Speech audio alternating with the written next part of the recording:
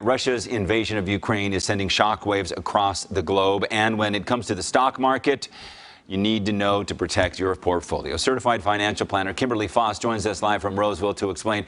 Kimberly, good morning. Hey, good morning, Richard. Okay, so where do we start, right? There's so much to talk about. The ruble is tumbling, but I think a lot of people here, of course, gas is up, crude is up, and Russian banks are hurting. But also a lot of businesses on their own volition are pulling back from Russia, and that could affect their stocks and our portfolios. Absolutely, and I think that's great that the businesses are boycotting the Russians.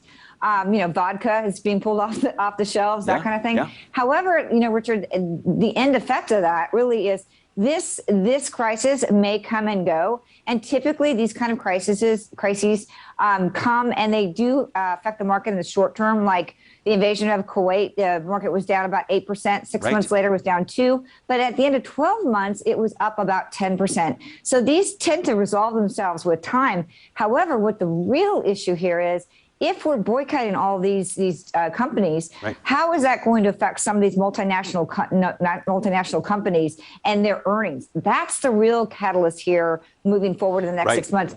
In addition to, inflation. So, okay, important point there, inflation. But you talked about some of the companies, like some of the biggest shipping companies in the world, huge portfolios and huge for investing. They're pulling out of Russia. So we should be thinking, hey, down the road, that might affect their bottom line and bracing for it. When you talk about inflation, that's something that President Biden is going to be talking about tonight during the State of the Union address.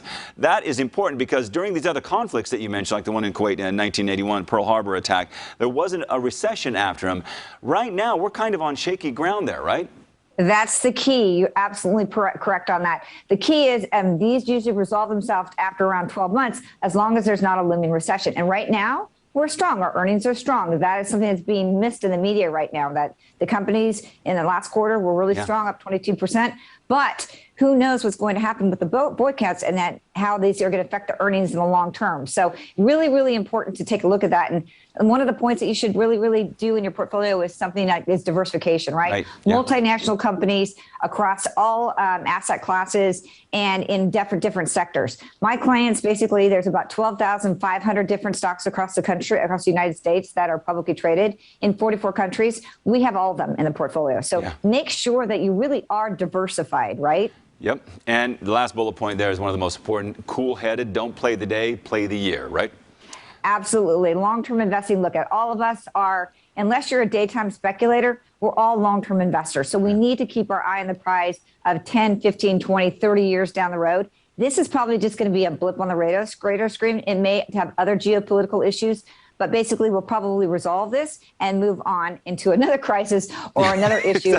Inflation is really, to me, that's a little bit more scary than what this is. Yeah, we'll keep an eye on that as well. Kimberly Foss, some great advice as we move forward through all the roller coaster ride of everything going on. Kimberly, thanks. All right, 7:50 right now. Let's get over to Adam in the Weather Center.